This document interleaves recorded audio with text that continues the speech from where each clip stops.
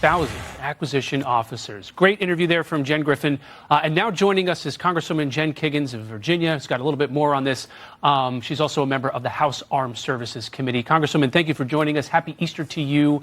The Trump administration says it wants to spend $1 trillion on defense next year.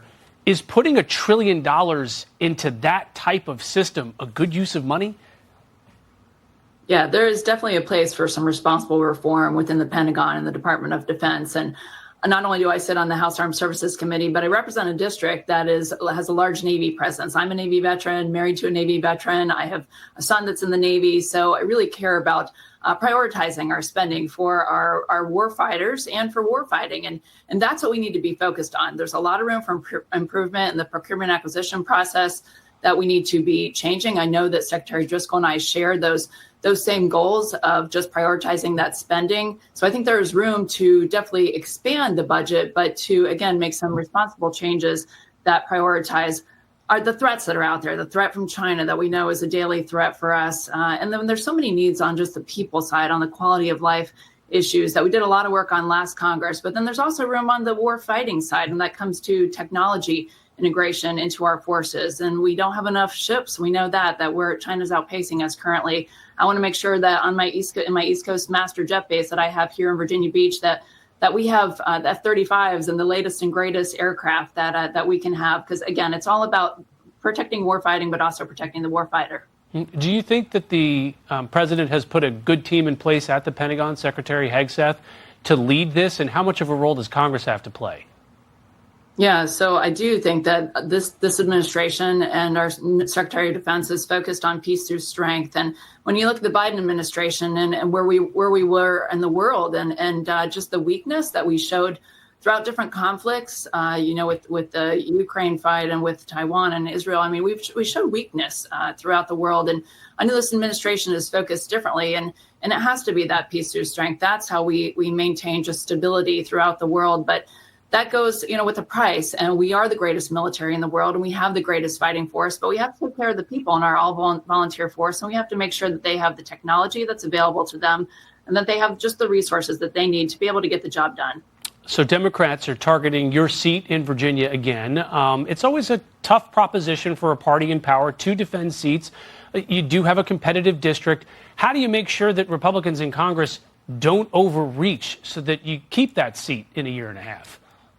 Yeah, so our seat has always been one of the most competitive. It's a majority-making seat.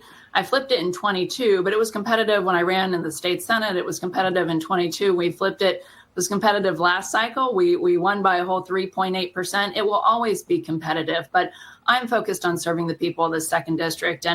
And what the Democrats don't understand is that the people of the 2nd District know that. And although they're targeting me, they haven't targeted the people who live here, who are common sense people who understand fiscal responsibility, who believe in a strong defense.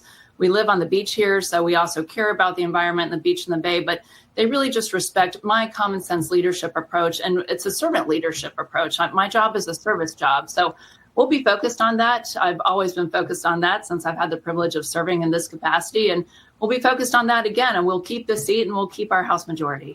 You're one of a dozen Democrats to push against any cuts to Medicaid as part of this big, beautiful bill that the Congress is negotiating. Can the dozen members, House Republicans, stick together on this and prevent that?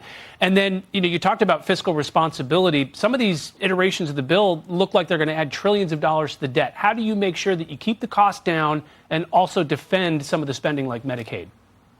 Now, again, some responsible reform is certainly needed. And when we push back against that Medicaid piece, my job before I entered Congress was as a geriatric nurse practitioner. So I understand that healthcare piece very much, especially for our older adult population, which has special needs and challenges when it comes to healthcare. So Republicans as a whole are protective of Social Security, Medicare, and Medicaid. There is certainly some room for responsible reform. What that looks like is it work requirements? Is it making sure that only American citizens are receiving these benefits? Is it cutting out the waste, fraud, and abuse? There is some room to tweak these things, but as a healthcare provider and as a person who represents a purple district who certainly understands as a profession the need for healthcare, I'm focused on protecting that piece. I want all Americans to have access to primary care, especially because That's how we save healthcare costs in the long run, is making sure that people have regular, just adequate and accessible healthcare. So there are multiple colleagues of mine